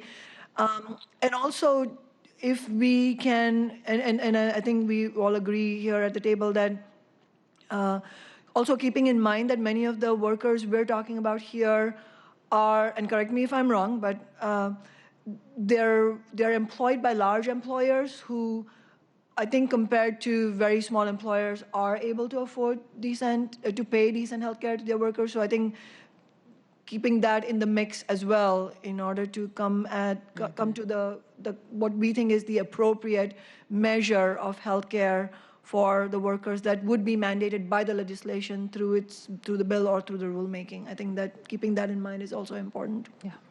Yeah, I'm going to take another run at it. I think I fumbled through the first time. I'll probably fumble through the second time. One place where I think you said the insurance would not require it to be gold level. That's where I'm. Yes, thank you. So let me take another try at it.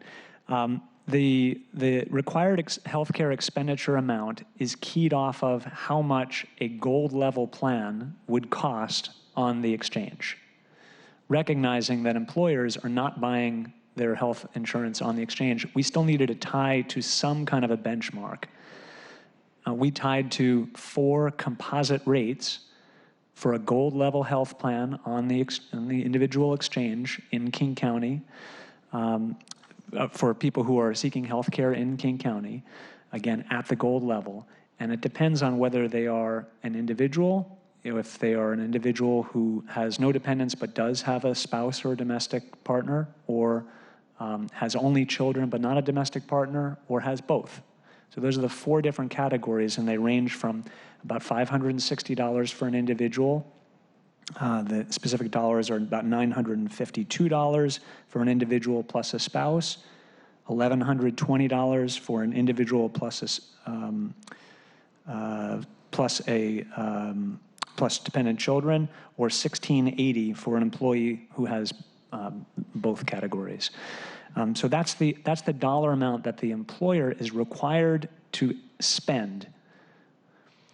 The way that the employer spends is the employer's choice. They can either provide entirely extra pay cash to the employee, or they can provide some kind of health care, and they can buy their own health care, and it can be bronze, it could be gold, it could be, I don't know what the other choices are, but silver, I think. Or they can pay a combination. So they can pay some of their required dollar amount that I talked about, $560 to $1,680 in extra pay, and some in some form of health insurance. That's up to the employer. And then as the chair was describing, there are then opportunities for the employee to opt out and say, I don't really want that kind of insurance. And there are different provisions for what happens in that circumstance. But only if it's equal or better insurance that That's they right. already have. So they can only opt out of the entire bill if they already have a gold equivalent plan themselves.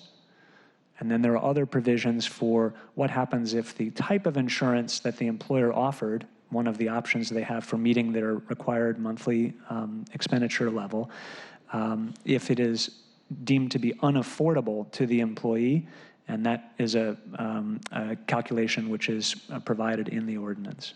So just a little extra, because I'm glad you double checked on this. This is, I think, a very important distinction between individual market versus large group market. And when we talk about the gold standard for the individual market, we're really talking about an 80% actuarial value, right? So I do think that this is an area for us to do additional research when we look at the large group market plans that are currently being offered. For example, in King County, there should be a way for us to do an analysis of which of the plans that are being offered in the large group employer coverage are meeting that 80% actuarial value. We use these metallic tier names over and over, but the intent is to make sure that it is reaching that actuarial value. Many of our large employers, for example, prior to the ACA, they were offering health coverage at 90% actuarial value, and the unintended consequence was that, for example, in some of the grocery industries, we heard of examples where people were going into the bargaining table,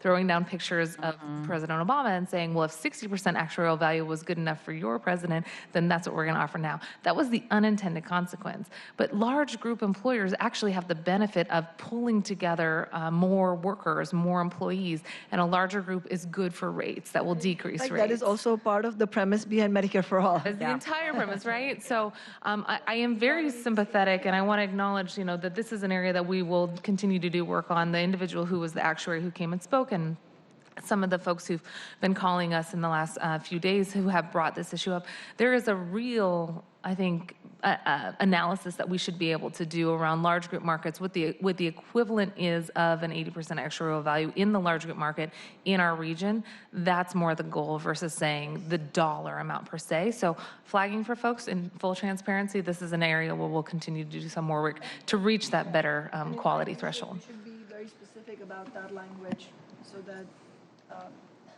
unintentionally we don't end up allowing the employers to the hotel industry to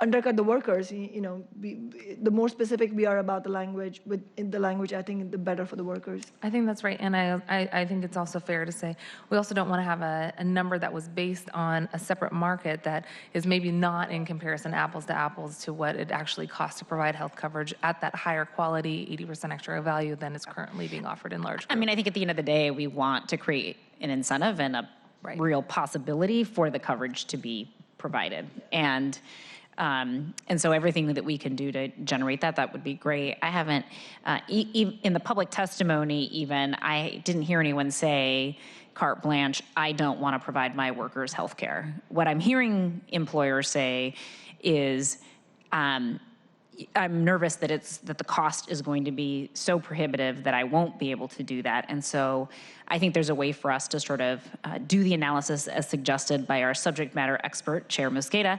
and really dig into sort of how do we create that pathway to make sure that it is going to be ultimately fulfill what I think the policy goal is here, which is making sure that the workers actually have access to this coverage. Councilmember Herbold. Thank you.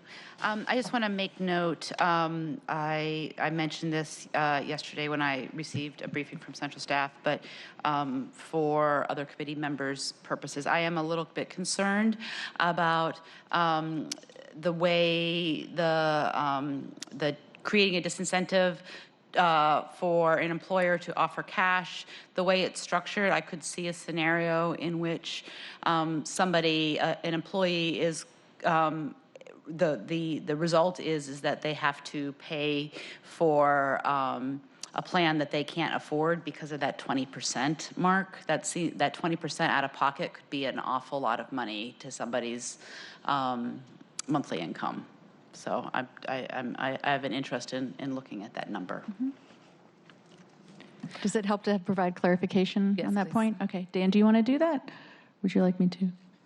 Please. Okay, well, so what I'm understanding Councilmember Herbold to be discussing is an option or a situation where a hotel is not required to make this monthly healthcare expenditure, and that can happen if the employer offers a health insurance plan, and if the plan, as Dan was saying, has an affordable premium, then the ordinance is saying if the employee says, I don't want that plan and I don't want to pay that affordable premium, then the employee is opting out of everything. The employee is giving up their rights to get the cash instead. And so this opt-out is then incentivizing employees to say yes to the health insurance.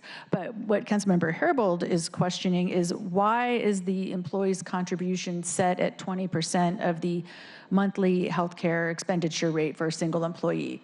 So the way it is now, for a single employee, the employer has to pay $560 a month at least. 20% of that is $112. So as long as the premium is $112 and the healthcare insurance plan meets that $560 mark, then the employee has to say yes or forfeit the right to the cash. And so what I'm hearing you question is, how did we, why 20%? Why not a different amount? I guess you're thinking it should be lower. That's my question. Okay. So the very quick answer that I would also offer is the actuarial value of a gold plan is 80%. 80% paid for by the employer through the plan, 20% picked up by the patient or the consumer. So in the ideal world, it would be more like a 90-95% actuarial value, which is a Platinum Plus plan. But 80% is basically what the employer, what the insurer will pay for, and then you as the consumer pay the other 20% in out-of-pocket expenses, premiums, deductibles, et cetera. So that's sort of where that number comes from. I hear you though, because I think it's less about the actuarial value amount and the more on the impact on the individual and the percentage of their income. Yeah. And and it used to be that you couldn't charge some. The wages of a hotel worker, I think we should take into consideration. And before the ACA was, gutted, not that it was as robust as people believe it was in the beginning, because it was already a compromise. Before that was even gutted, it used to be that you could not offer a health plan that was more than 9.5% of the individual's income. That was deemed unaffordable. And so then the employer would get dinged on that. Now some of this has changed, but I hear your point, and let's continue to look at it. Especially as it impacts the individual worker. So we have about 10 more minutes. I'm always happy to continue to extend, but can you tell us a little bit more about what's left to cover here? Yeah, I think we have the one remaining bill to cover, and I think it'll go I can cover it pretty quickly and answer any questions. Okay, and if it wasn't clear from that last conversation, there will be more discussion around healthcare as we go forward. Okay, so page 10 of the matrix covers the Hotel Employees Job Retention Bill. Both the employer coverage and the employee coverage are largely the same in the bill compared to the Initiative 124. There is one change that I'd call your attention. Similar to the discussion for the previous bill, there is an exemption for small businesses from the bill if they are ancillary hotel businesses that have 20 employees worldwide or fewer. 20. Yeah, that's different than in the healthcare one. It was 50. In this bill, it is 20. All of the other provisions are substantially the same as in the initiative. An outgoing employer that changes hands and there's a new owner must provide a preferential hiring list to the incoming employer, the new owner of the business. There's no change there.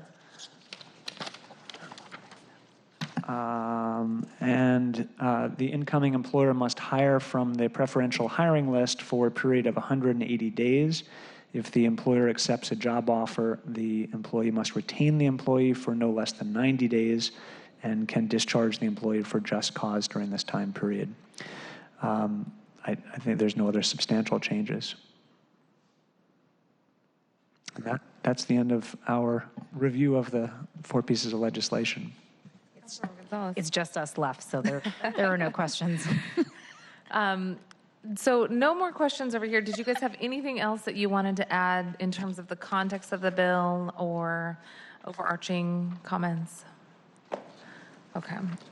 Councilmember Gonzalez, before I sort of wrap us up, anything from you? Sure. I would just, again, thank you, Councilmember Mosqueda, for shepherding through this conversation in your committee and making space for this conversation. I know all our committee schedules are all really busy, so thank you. I thought today was a really good conversation, and this is, I think, exactly what we wanted to see happen, is begin the public-facing process of, really discussing and debating some of the remaining policy issues and some of the policy choices we've already made. We've been having 6 months worth of backroom conversations that have included the Unite Here, and also hotel workers, but also internal stakeholders from mayor's office to OLS to city attorney's office to our office staff. I mean, the list kind of goes on. And so I think, to me, it's really important to make sure that we're having these conversations in an open setting like this, and that we have sort of an opportunity to hear from a broader set of groups and stakeholders to shepherd this work through. And I hope folks that are in the audience heard both of us signal that we understand that there are more deeper policy analysis conversations and exercises that need to be completed in order for us to get this over the finish line in the next 6 weeks, 5 to 6 weeks, and we're both very willing, of course, to continue to engage in those conversations, and those conversations will be first and foremost, I think, guided by the ultimate policy goals and values that we have articulated multiple times at this table and in the press conference before we came in here today. So, looking forward to those conversations and next steps. Absolutely. And thanks to all of you. You all have been so amazing and working really, really, really hard on this, as have Brianna Thomas in my office and Sejal Parikh in your office. So huge shout out to all of you who have been really rolling up your sleeves and spending countless hours. I understand that you have all met together at least 22 times in the last 6 months, and that's probably a low-ball number, so really appreciate all the time you all are spending together on this issue. Absolutely. So I wanted to first thank you, Councilmember Gonzalez, and your team, led by Brianna Thomas, for all of your work on this. Sejal Parikh, our Chief of Staff and Lead on Labor, has spent endless hours on this with you all. So thank you so much to your team and to the folks on my team as well, especially Sejal. I did just want to give you additional thanks. So thanks to Dan Eder, Deputy Director of Central Staff, Janae Jan, Policy Manager at the Office of Labor Standards. Thank you guys for being here at the table, and for your first day for being here, Karina Bull from Central Staff, and walking us through this document. We did see Adrian. Hi, Adrian, you're still here. Adrian Thompson, Kyla Blair, Sabrina Boulay from the Mayor's Office. Thanks to your team as well for your constant engagement in this policy issue area. And also the entire City Attorney's Office. I understand that the entire office at some point has actually been engaged with our teams on the legality and the various questions that we brought forward. So thanks so much. Dana, Stephanie, and Joseph have done a really good job as well of helping to be at previous meetings and this meeting and earlier today as we talked about the rollout of this legislation. So thanks to our communications team and some external stakeholders that we heard from today. Thank you, Unite Here, Local 8, the Hospitality Association, ACLU of Washington, REWA, One America, Puget Sound Sage, the Martin Luther King County Labor Council. There will be more things coming up, but everybody who's stuck around for our full 2 hours, really appreciate it and want to underscore what you've heard from us today. We will be again discussing this on July 11th. And then July 18th with the possibility of another meeting if we need to. But I think some of the issues that we're hearing are overlapping nicely, and we'll continue to do some research with all of you. Just a reminder, we do have a public hearing that will be just focused on public hearing, and we'll have these materials available. We'll have staff on hand in case, from our team, in case there are questions. But really, this is a chance for us to hear directly from the community involved and want to hear your thoughts. If you do need childcare, please let us know. Ashley.harrison@seattle.gov can provide us with childcare that will be free. We also will offer discounted parking at Sea Park, which is on 5th and James, for $5 beginning at 4:30. And so let us know if you do come and you need to park. We're happy to get you that discounted parking. That is a special committee hearing just to make sure that there's folks who can come in the evening, as you heard from the hotel workers, and I'm sure for the managers as well, who are very busy during the day. We want to make time in the evening to have that conversation. Are we going to have translation available too? We could definitely have translation. We'll work on that. Let's do that. In Spanish? Okay. We will work on that on our office to make sure that that equipment's available as well in real time. And then just for the good of the order, the next regularly scheduled Housing, Health, Energy, and Workers' Rights Committee was on July 4th, my birthday. But we are not going to be here due to the holiday. It's America's way of celebrating me? Yeah. Oh, okay. Oh, good. So it's fireworks for your special birthday. I did used to think those were all for me. That was a sad day. I don't know. I wouldn't say that they aren't. So we'll be moving that regularly scheduled meeting to Thursday, July 11th at 9:30 here in Council Chambers, and want to advise folks we will have a few items on the agenda, including the hotel worker industry standards legislation and discussion of possible issue identification is our way of talking about possible amendments to come. There will not be a final vote that day. Just want to underscore that for anyone who was concerned about that. But in addition to that, we'll have the Domestic Worker Standard Board appointments, Domestic Worker Standard Board update and rulemaking, the Office of Labor Standards Race and Social Justice Initiative, possible vote on the provider wage inflation adjustment and legislation, and the notice of intent to sell ordinance. That sounds like a full day's worth of activities. So we will try to make sure that everything is timed well, and if we need to adjust other items, we will do so. With that, seeing no other comments, thank you for your incredible work walking us through this presentation, and we're getting you out 2 minutes early according to my new time. Thank you everybody for being here. Really appreciate it, and we'll see you on Tuesday night at 5:30.